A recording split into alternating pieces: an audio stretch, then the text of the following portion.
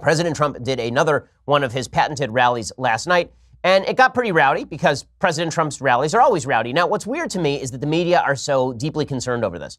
If they were so deeply concerned over President Trump's rallies, maybe they should have stopped covering them soup to nuts when he was doing them in the middle of the election cycle. But Trump loves these things. He's a guy who plays to the crowd. If you've ever seen President Trump speak in person, this is somebody who really is a performer. And as somebody who, like, I used to perform regularly, not just in terms of, doing my speaking in front of an audience, but I used to actually perform. I was a classical violinist, I used to perform in front of audiences. And you know when the audience is into it, when the audience isn't into it. President Trump is really good at this. He is a performer. And so he knows when the audience is into it and when they're not. And so he does these rallies. They are very rowdy and they're very excited.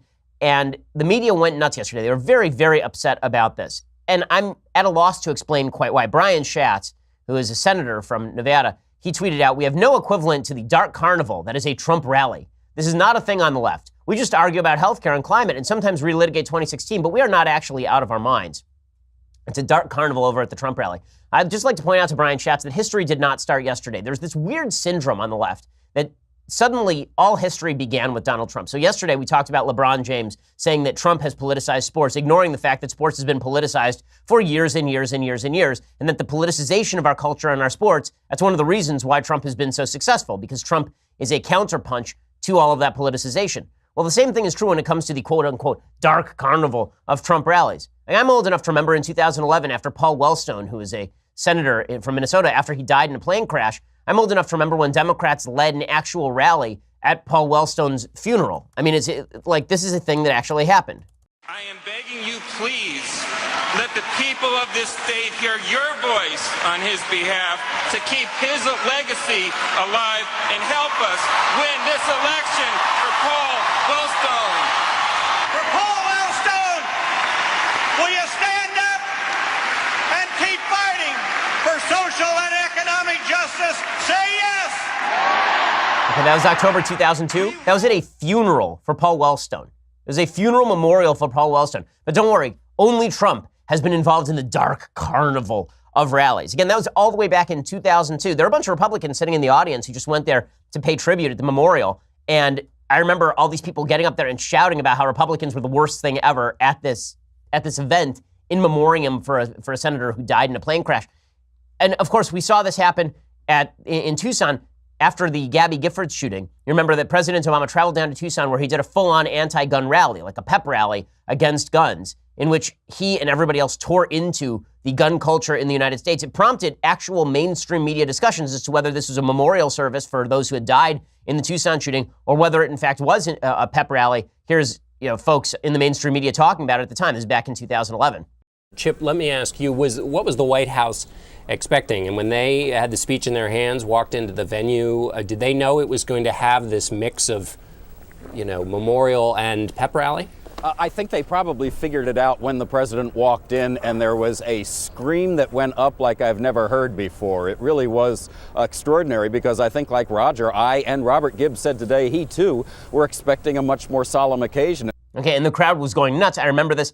It was a big story at the time. I mean, members of the mainstream media were talking about whether this was appropriate in 2011. But don't worry, it's the dark carnival of Trumpism. There's been no other dark carnival. When I need 600 police officers to escort me into Berkeley, that's not a dark carnival in any way. When Antifa is breaking apart actual Trump rallies, when people are showing up and punching people in Trump hats, when Maxine Waters, an actual sitting congressperson, is encouraging people to be confronted in parking lots of gas stations, that's not anything dark. That's just how Democrats do politics. They're cordial and they're civil. That's how they are. But these Republicans, they're really dark. Occupy Wall Street. I'm old enough to remember when people were occupying parks and rape was actually happening at occasional events of Occupy. I'm old enough to remember at the Trump inauguration when people from Antifa were throwing gas canisters and breaking cars. But don't worry, nothing dark has ever happened in politics up till now. It's one of the great irritants to me is when people are just ignorant of history, not just ignorant of history, but willfully blind to stuff that happened legitimately about 5 minutes ago in the great timeline of American politics. And you see this yesterday from the media as well. So Jim Acosta was at this Trump rally yesterday, and there were a bunch of people who were mocking Jim Acosta and mocking CNN, and he was very upset about it.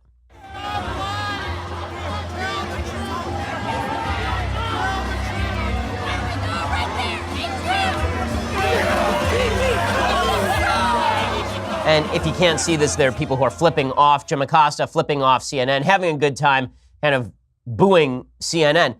And Jim Acosta then tweeted out just a sample of the sad scene we faced at the Trump rally in Tampa. I'm very worried that the hostility whipped up by Trump and some of the conservative media will result in somebody getting hurt. We should not treat our fellow Americans this way. The press is not the enemy.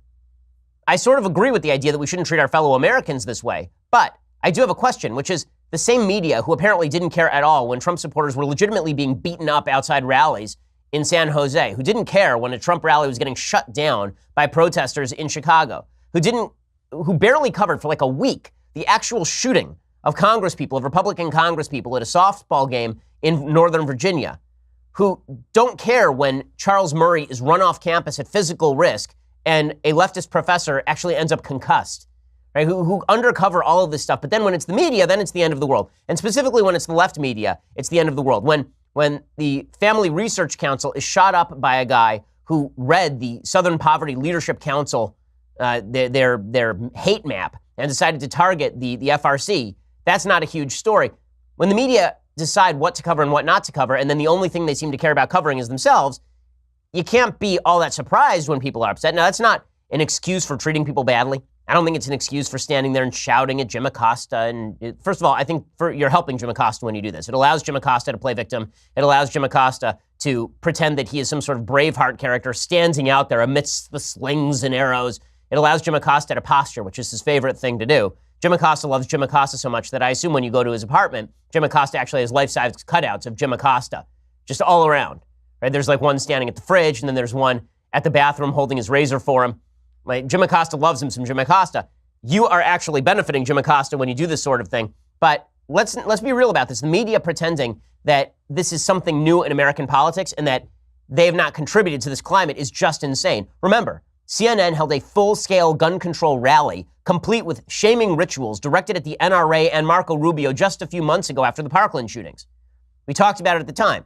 It included a reporter who I think is very often good, Jake Tapper, right? Jake was doing the interviews, and it turned into this pathetic ritual where a bunch of people would get up and suggest that Marco Rubio was equivalent to a mass shooter in a public high school.